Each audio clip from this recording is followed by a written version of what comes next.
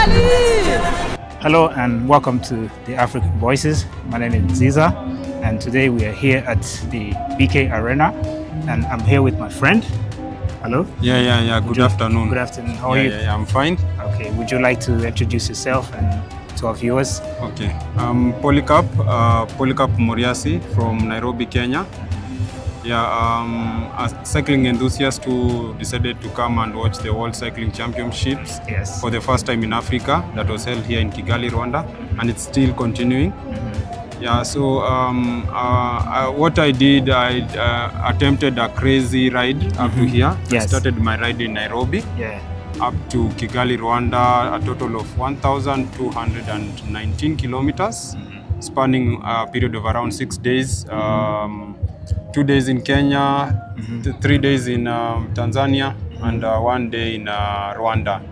Wow. Yeah, the journey was tough, but I looked at the ultimate goal, that was to see the World Tour pros live. I've always seen them on TV. Yes. But for this time I said I wanted to see them, see live. them close to me. Yes. Because we always say sometimes seeing is believing, and there's no better way to see and believe than to see somebody whom you've been seeing for a couple of years just next to you.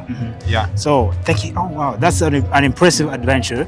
And once you told me how long it took you and the energy it took, I was really impressed. And I said, let's sit down and have a short conversation. So can you please tell me a little bit about your experience? How was the journey during from Kenya to Kigali, and please tell us a little bit about this. Okay, so we started day one, covered around 236 kilometers. That was Nairobi to Bomet. Yes. We started, the road was flat up until there's a place in Narok called Dukamoja. That's a very dreaded climb. People know it, truck drivers know it. That was the first challenge of the day. After that, we did Ntulele. Some of my friends had issues after. But upon reaching Narok, we first mended our bikes, and now I had to go solo at the front to try and get to Bomet, so that even if the rest came late at night, they will know the specific place that I would have slept in, and all of us will converge over there. So for day one, that was okay. I'd not done that much of kilometers. I managed that. I felt my body was okay. So on to day two, we did from Bomet to Sirare. Sirare is the border of Kenya and Tanzania. So the journey started well up to around 4-5 when the showers, the rain opened, and some of my friends who were at the back got rained on a lot. I was lucky, I was at the front, I got a dry section. Then upon looking forward, where I was supposed to go, it was also raining, so I had to shelter first. For the first time I arrived with the dark, being rained on, cold. That's an experience that I had not done before. Yeah, so we slept in Sirare and woke up the next morning and crossed over the border into Tanzania, and we had to manage around 187 kilometers, which I also reached the destination called Nyamikoma during the dark. Passed through Serengeti while the sun was setting. Okay, for me then it was scary because I'd seen wildebeest and zebras, and I thought the next animal that I would have seen there was a lion, and it was getting dark. But I managed. And, you didn't meet any lion or any? No. I was just afraid because now I was by myself on the bicycle, and people were using cars. If a lion decided to chase me, I did not have many options to escape it.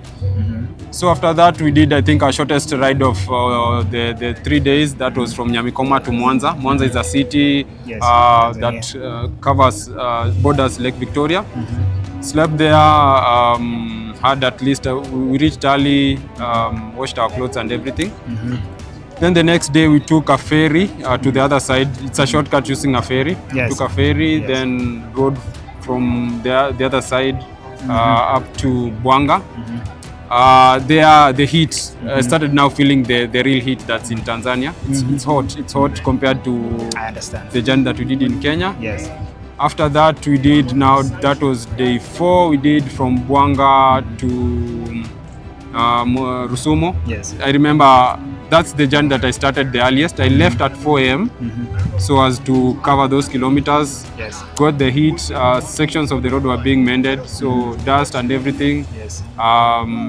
The water that I took, since we were on budget also, taking little water, little food. So it was a challenge, but once I reached the Rusumo border, at least I got a sigh of relief, telling myself that now Rwanda is within reach. Yes. So I need just to dig in deep, the energy that I had remaining in me, get across the border. And once we got across the border, at least for the first time, we had smooth roads. So I was very elated because before we did the last 50 kilometers was very rough.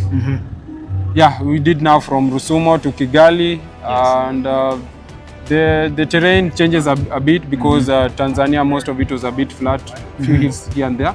But from Rusumo to Kigali, wherever you see yourself descending, just know up ahead you'll have to climb some hill. Okay. Yeah. I don't know if this is something you've been doing, long distances, you can tell us, but I want to know what is your biggest challenge throughout the whole journey? Just one big challenge that you have been facing as a cyclist. Okay. So one big challenge, first of all, we were self-sponsored, so our budget was little. Yes. So that was a challenge because now the amount of food, we did not take the amount of food that we were supposed to, and maybe water, because you always remember there is tomorrow that you also need to eat and drink. So you cannot spend like the little money that you had on a particular day.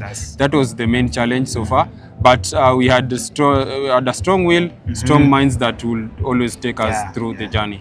So what is your experience then here in Kigali? How did you see Kigali? Is it your first time, or how did you find the people, the city, and everything? Tell us a bit about this country. It's my second time in Rwanda. I first came to Rwanda in 2023. Then I was doing camera work there's a group that was doing an East African ride. I did a camera work. That was a bit easier for me because I was inside the car. Now this time I decided, let me do the bicycle itself, feel the way the guys were feeling. So upon reaching Kigali, what I noticed first of all, the roads were smooth. Then there is the vegetation. You have palm trees. You have green grass on the road. That's very good when you look at clean climate change and all that. Greenery is always good. Even if maybe sometimes you felt that you are sad, anytime you see something green, there's a way that it changes the human person, and you get to find yourself being happy. So there's that. Traffic lights, so people obeying traffic lights. People organized, and also people are welcoming a lot. You will ask somebody for direction and they will direct you where you are supposed to go. I'd say in general, for me, a country does not exist with people, so the people matter a lot. So if you find people are welcoming and good people, then you're in a good country. And I would say Rwanda is a good country. Rwanda, this is actually your home, because I believe if you are an African, we have to move beyond being nationals. We have to we have to understand that every African is welcome in any country. And on our channel we talk about the unity of Africa and how people can get together and realize that we can achieve even greater things. And so I wanna know, what is your vision in regards to this sports, cycling sports? What is your vision, and where do you want to go? Or is it something you're doing as a hobby, or? So currently I'm doing cycling as a hobby. The issue is for one to decide to be a professional cyclist, you need to start that at a very, very young age. And Africans are usually disadvantaged at that. You will find averagely most adults find or buy their first bicycle when they are above the age of 18. That's correct. So that means you've lost a lot in the previous years. So for now, I'm doing it as a hobby. If I had started earlier as a junior, I would have done it as a profession.